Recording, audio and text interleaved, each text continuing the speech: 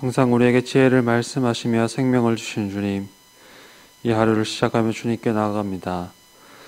우리에게 말씀하시고 귀를 기울일 때 주님의 은혜를 풍성하게 누리게 인도하여 주옵소서.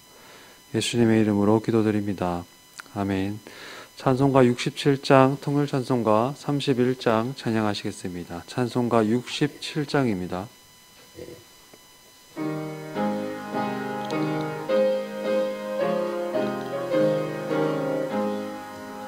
영광의 왕께 다 경배하며 길키신 사랑 늘 찬송하라. 예부터 영원히 참방패시니 그 영광의 주를 나 찬송하라. 능력과 은혜 다 찬송하라.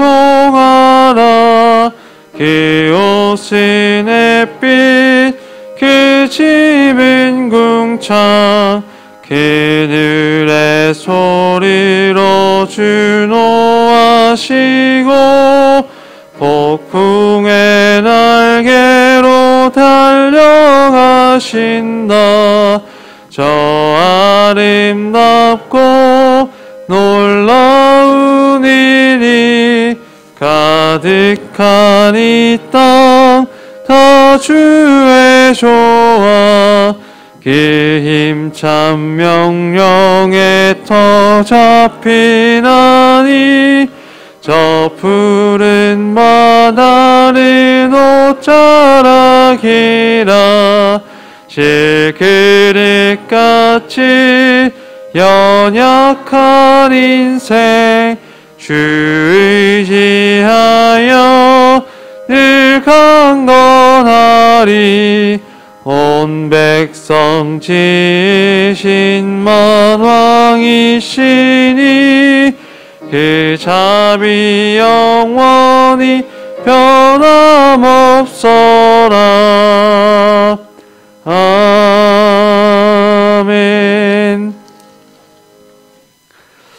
오늘 우리가 함께 나누는 하나님의 말씀은 구약성경 784면에 기록된 욥기 26장 1절에서 14절 말씀입니다.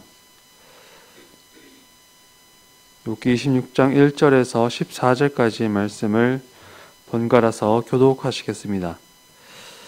욥이 대답하여 이르되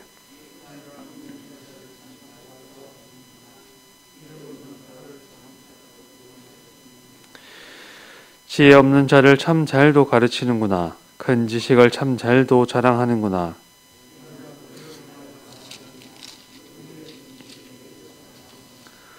좋은 자의 영들이 물밑에서 떨며 물에서 사는 것들도 그러하도다.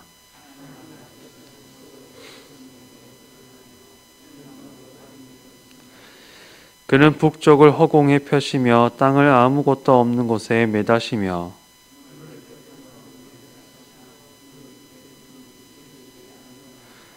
그는 보름달을 가리시고 자기의 구름을 그 위에 펴시며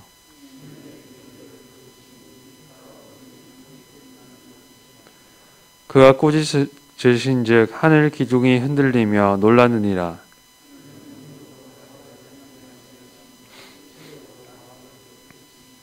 그의 입김으로 하늘을 맑게 하시고 손으로 날렵한 뱀을 무찌르시나니 보라 이것한 것들은 그의 행사의 단편일 뿐이요 우리가 그에게서 들은 것도 속삭이는 소리일 뿐이니 그의 큰 능력의 우레소리를 누가 능히 헤아리랴.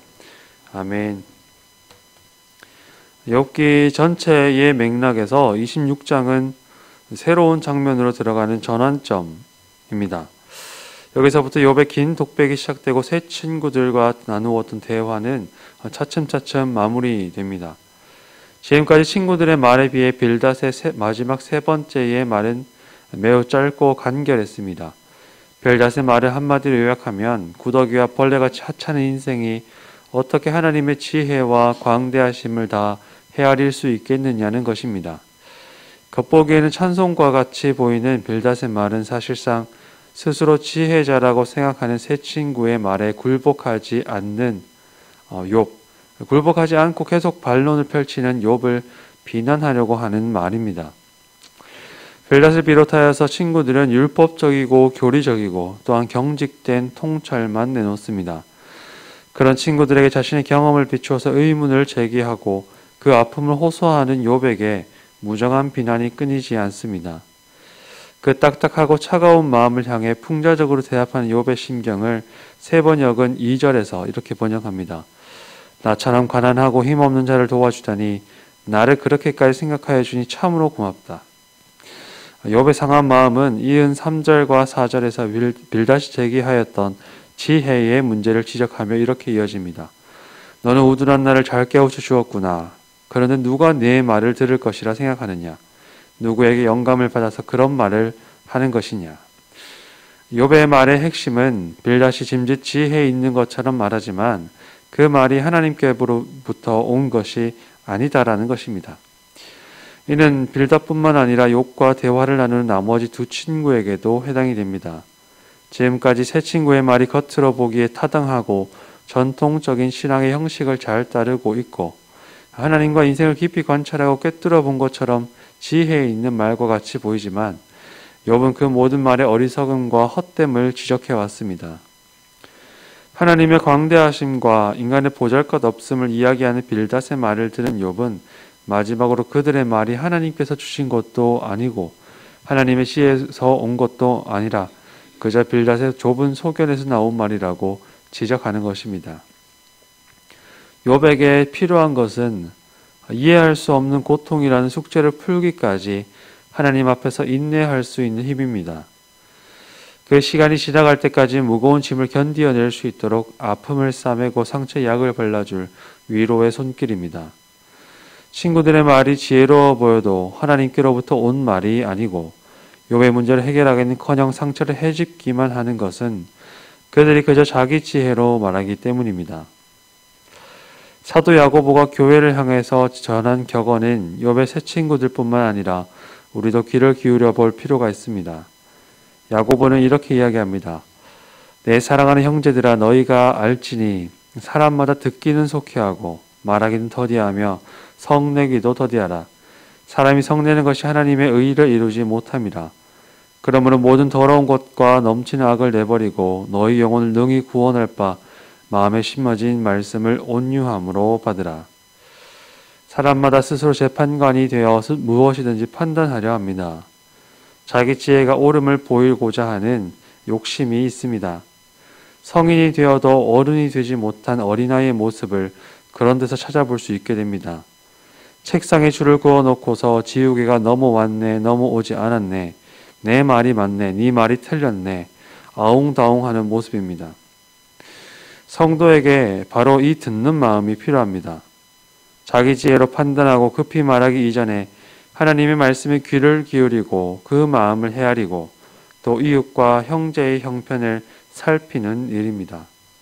새 친구가 진작에 사도 야고보의 말을 들을 수 있었더라면 욥은 오히려 잠잠하게 하나님의 응답을 기다릴 수 있었을지도 모릅니다. 나머지 5절에서 14절까지의 본문은 빌닷의 말에 대한 욥의 보충이라 할 수 있을 것입니다. 빌닷이 짧은 말로 인간이 넘볼 수 없는 하나님의 주권에 대하여서 말한 것과 달리 욥은 인간의 손이 닿지 않는 지평선 너머에서부터 하늘의 끝까지 마치 하나님은 흰 도화지에 그림을 그리듯이 광대하신 분으로 이 산자들이 이룰 수 없는 곳에서부터 세상의 제왕과도 같은 큰 괴수들에 이르기까지 하나님의 권위와 능력을 바라시는 분으로 묘사합니다. 하나님의 행사는 사람의 눈으로 다 담을 수가 없고 사람의 말로 다 묘사할 수 없습니다. 욥은 죽은 자들이 거하는 수월과 땅의 끝과 하늘과 물의 경계와 라합과 큰 뱀과 같이 인간이 몸담은 세계를 보잘것없어 보이게 만드는 표현들을 사용하여 하나님의 크심을 이야기하지만 그것조차도 하나님에 관하여서는 지극히 단편적인 것뿐이라고 말합니다. 감히 하나님을 다 아는 듯이 이야기하는 빌닷의 지혜를 좁은 소견으로 만드는 욥의 말들도 그저 하나님께 들은 속삭이는 소리, 세미한 소리에 불과한 것이니 하나님께서 우레처럼 큰 소리로 말씀하신다면 누가 그것을 다 헤아릴 수 있으며 그 앞에 떨지 않고 담대히 서 있을 수 있겠느냐는 물음으로 욥은 하나님의 크심과 인간의 작음을 역설합니다. 빌닷에게 반론하려고 묘사하였던 하나님의 크심, 광대하심은 욥 자신도 귀를 기울여야 할 지혜입니다. 지금까지 줄곧 욥이 붙잡고서 씨름하는 문제는 자신이 고통을 받아야 할 만한 마땅한 이유가 없다는 것이었습니다.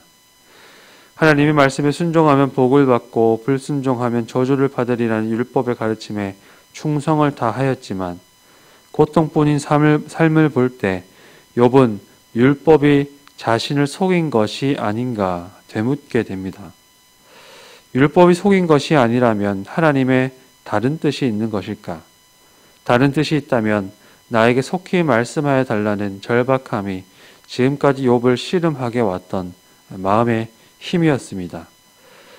욥은 친구들의 좁은 소견을 질책하는 말로 선포한 하나님의 광대하심 앞에서 그 자신도 듣고 깨달아야 할 것을 말하게 됩니다. 우리가 들어온 하나님의 이야기가 그저 속삭이는 소리, 세미한 소리에 불과하다는 것. 그래야 성도에게 필요한 것은 겸손하게 귀를 기울이는 것. 듣기는 속히 하고 말하기는 더디하며 판단하기도 뒤로 미루는 것이라는 사실입니다. 사도 바울은 교회를 그리스도의 몸이라고 이야기합니다. 그리스도는 교회의 머리이십니다. 그리고 그리스도는 교회의 주 되십니다. 그런데 그 몸의 지체들이 저마다 자기의 머리가 되고자 할 때 교회는 곤혹을 치릅니다. 내가 지혜에 있다 믿으며 내 말이 참 하나님께 참되다고 주장할 때 주님의 몸은 몸살을 겪습니다. 우리가 스스로 지혜에 있다 생각하고 재판관이 되고자 할 때 우리의 머리가 예수이시고 우리의 주님이 그리스도이심을 다시금 생각하는 은혜가 있기를 기도합니다. 주님 앞에 겸손하게 무릎을 꿇고 귀를 기울이신 성도가 되어서 주님의 크심이 우리의 두려움이 아니라 힘과 소망이 되는 은혜가 함께 하시기를 주님 이름으로 축원합니다. 함께 기도하시겠습니다. 하나님, 우리에게 참 지혜를 허락하여 주옵소서.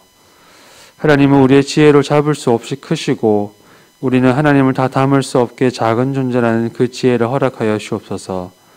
여호와를 경외하는 것이 지혜의 근본이고 거룩하신 분을 아는 것이 명철입니다. 하나님을 경외하며 겸손하게 귀를 기울이는 것이 참된 지혜임을 알고 주님의 말씀에 귀를 기울이는 복된 믿음 되게 인도하여 주옵소서. 예수님의 이름으로 기도드립니다. 아멘. 하늘에 계신 우리 아버지, 아버지의 이름을 거룩하게 하시며 아버지의 나라가 오게 하시며 아버지의 뜻이 하늘에서와 같이 땅에서도 이루어지게 하소서. 오늘 우리에게 일용할 양식을 주시고 우리가 우리에게 잘못한 사람을 용서하여 준 것 같이 우리 죄를 용서하여 주시고 우리를 시험에 빠지지 않게 하시고 악에서 구하소서. 나라와 권능과 영광이 영원히 아버지의 것입니다. 아멘. 이 시간에 기도하실 때 우리 주변의 환우들과 또 어려움 당한 교우들을 위해서 기도하여 주십시오. 하나님께서 그들 가운데 위로의 손길을 펼치시고 도움의 손길로 그들 삶을 돌보아 주시기를 함께 기도하여 주시고 또 이번 주 추수감사주일을 맞이하여서 전교인 출석주일로 지키게 됩니다. 우리가 그것들을 마음에 새기고 이 예배를 위해서 힘을 쓰며 또 교회로 오지 못한 많은 성도들이 함께 예배할 수 있는 하나님께 영광된 주일 될 수 있도록 기도하여 주시고 또 이번 주 주간에 교회의 내년의 삶을 계획하는 정책당회가 있습니다. 하나님의 지혜 가운데 그 모든 것들이 이루어질 수 있도록 기도해 주시고 특별히 수능을 치르는 학생들과 또 대입 과정에 있는 고3 학생들 그리고 각종 시험을 앞두고 있는 청년들을 위해서 기도하여 주시고 또 예천교회의 회복, 또 예천 지역의 회복, 코로나 상황 가운데서 하나님께서 끝까지 우리를 지켜주시기를 함께 기도해 주시기를 부탁드립니다. 함께 기도하시겠습니다.